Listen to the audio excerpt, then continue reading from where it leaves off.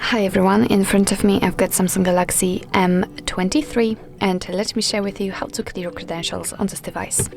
So first of all we have to enter the settings, and now let's scroll down to find the biometrics and security.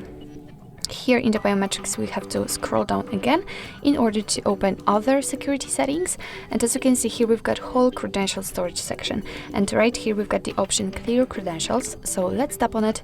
Your device will of course ask you if you really want to do it. What's more, if you've got pattern, PIN or password currently set, then your device will ask you to enter it in order to confirm the whole step. So simply tap on OK.